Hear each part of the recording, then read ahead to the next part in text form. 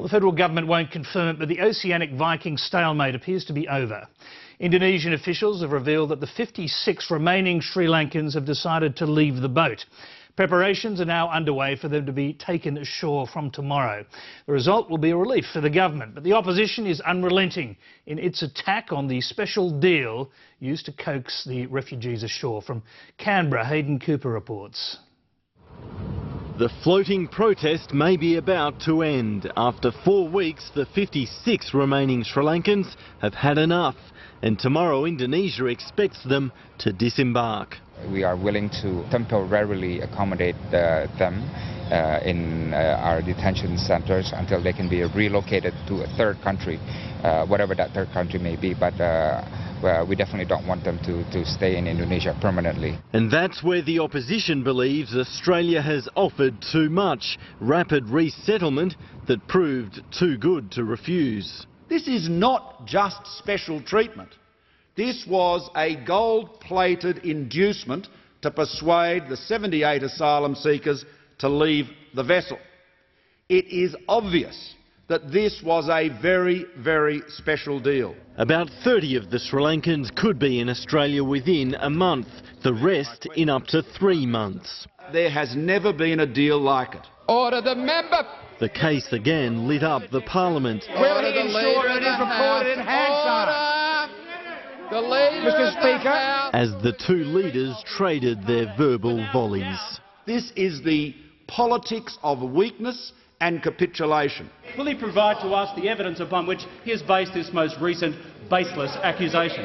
A daily diet of weasel words, obfuscation and blame shifting. What is your alternative policy on immigration? Haven't heard it so far. He does a great line in sanctimony. I think we all recognise that here. Once again, we're going down the same road. Malcolm Turnbull accuses the Prime Minister of misleading the House by denying knowledge of the terms of the asylum seeker offer. I have this uncanny sense of deja vu. When was the last time we had this Leader of the Opposition stand up and say that I'd misled the House on such a matter? What we'd had last time was, of course, the forged email affair around Utegate. The opposition wants to extend its refugee assault on the government all the way to Jakarta and talk up rumours of a diplomatic fracture. Will the Prime Minister inform the House why the Indonesian President's state visit to Australia, scheduled for next week, has been cancelled at such late notice? Indonesia was happy to take the question. It's unrealistic for us to cancel a visit just because of the boat issue. I mean, it's not an easy problem, but it's not that serious to affect our relations to that point. More boats arriving daily are testing Australia's resources. 40 on board the latest are now en route to Christmas Island. Parliament was already meant to have moved on to emissions trading, but the Senate is doing what it does best, frustrating the government. It's held off on plunging into the climate debate, despite the pressure for a vote by late next week.